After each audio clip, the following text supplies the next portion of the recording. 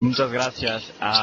Gracias a los organizadores de Blogivianos 2008 y a los organizadores de la mesa por darme esta oportunidad para participar.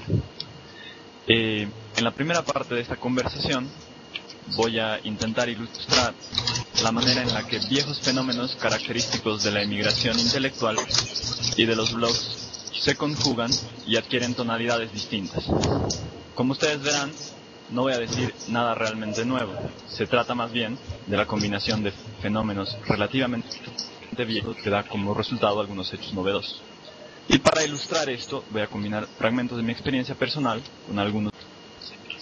Quiero comenzar diciendo que, para mí, los blogs son principalmente un paliativo para la distancia. ¿Por qué? Desde mis primeros días fuera del país, entendí que los blogs podían ayudarme a reconstruir parte de mi mundo aquí en México.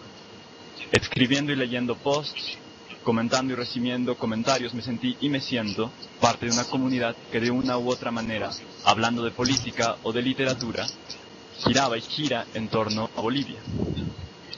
Intentar reconstruir el mundo propio en un lugar ajeno era y es muy importante para mí, y creo yo, es importante para todo migrante.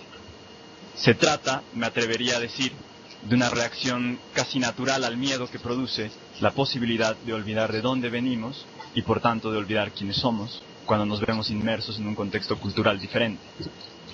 Es así que fuera, y casi cualquier migrante puede dar fe de ello, uno se vuelve más consciente de que es boliviano. Significa esto lo que significa. En mi caso, me significó comenzar a leer la historia de mi país y a valorar su literatura, por ejemplo, entre otras muchas cosas. Comenzar a reconocer y aprender aspectos que antes no había apreciado o que simplemente no había visto. Y también significó relacionarme de una nueva manera con el presente boliviano. Y por supuesto, en esto los blogs juegan un papel fundamental. Entonces, mi primera conclusión, los blogs y la blogosfera han sido mis aliados a la hora de reconstruir mi mundo aquí en México y me han permitido mantener un vínculo fuerte con Bolivia. Como dice Daniel M. Jiménez en jerga sociológica, los blogs me han permitido de alguna manera reinsertarme en mi comunidad de origen a pesar de la distancia, algo que muy difícilmente hubiera podido hacer antes. Ahora, frente a esto también un migrante puede optar por un camino contrario, el de la mímesis con el entorno, cuando ser extranjero resulta extremadamente difícil. Al respecto tuve suerte. México es un país ya acostumbrado a recibir extranjeros y exilados, un país bastante tolerante. Aquí encontraron cobijo desde los republicanos españoles que huían del franquismo hasta los exilados sudamericanos de las décadas de los 60s y 70s que huían de las dictaduras militares. De entre estos últimos, muchos eran académicos e intelectuales. Por lo que México también tiene una tradición de fuerte producción intelectual. Como ustedes saben, en México se han producido ideas muy importantes para las ciencias bolivianas. Aquí vivieron algunos de los pensadores más influyentes de nuestro país, desde Zabaleta Mercado, Quiroga Santa Cruz, hasta Luis Tapia y el actual vicepresidente Álvaro García Linera. A veces me gusta fantasear y pensar qué hubiese sucedido si alguno de ellos hubiese tenido un blog.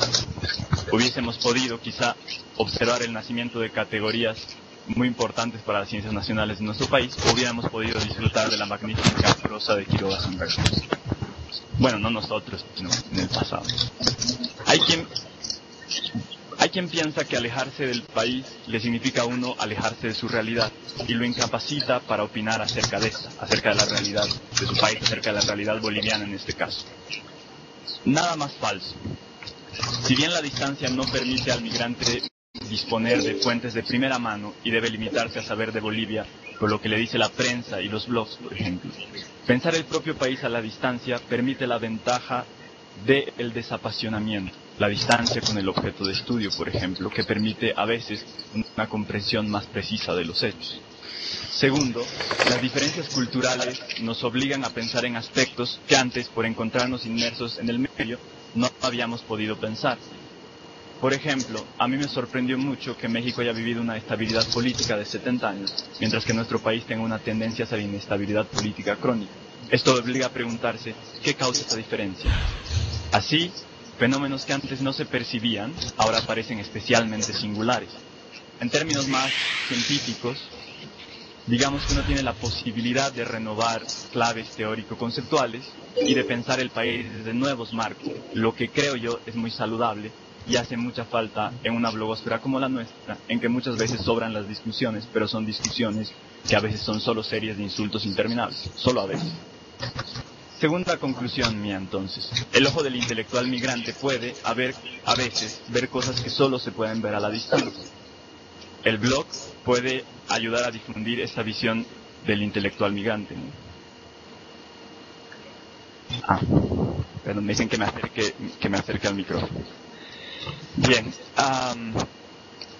llegué a México para estudiar política y administración pública. No podía ser de otra manera viniendo del país de los analistas políticos, como le dice a nuestro país mi amigo Javier Rodríguez.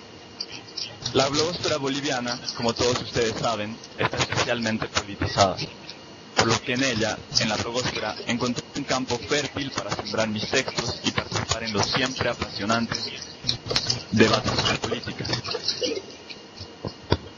En un principio utilicé el blog para hacer públicos ensayos más o menos académicos, por lo general acerca de la historia política boliviana. Pero después comencé a ver mi blog como término medio ideal entre los diarios privados y la escritura pública.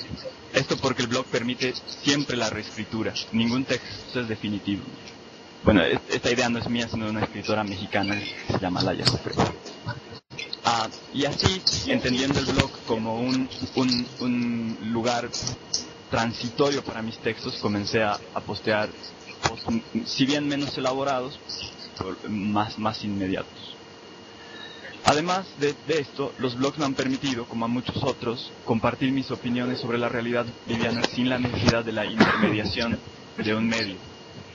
Me han permitido, de a poco, que estos textos se enriquezcan de los comentarios de los lectores y además me han permitido poder saltar odiosas jerarquías intelectuales por las que antes cualquiera, por decirlo así, no podía dirigirse a un intelectual consagrado. En la blogosfera, los novatos como yo pueden darse el lujo de dejarle un comentario a cualquier vaca sagrada y a veces tener el gusto de recibir una respuesta. Finalmente, los blogs me han permitido, y a muchos otros blogueros, construir redes de solidaridad y trabajo en equipo e intercambio de información. Los blogs, me atrevo a decir, amplían los horizontes del intelectual y el académico migrante. Si antes debía limitarse a dialogar con la pequeña comunidad que lo rodeaba, hoy los blogs le permiten discutir sus ideas en un entorno más amplio, con más gente, le permiten hacer conocer de sus reflexiones de una manera más fluida y flexible. Y ahora bien, un pequeño paréntesis. A menudo se dice que la blogosfera es la pública por excelencia, el lugar clave para el debate razonado y respetuoso, el lugar donde disentir puede ser, en serio, un placer. Y sin embargo, si uno mira con atención, se encuentra con que las discusiones en la blogosfera, por lo menos en la boliviana, dan por lo general resultados poco alentadores. Las posiciones de los participantes no suelen reconciliarse.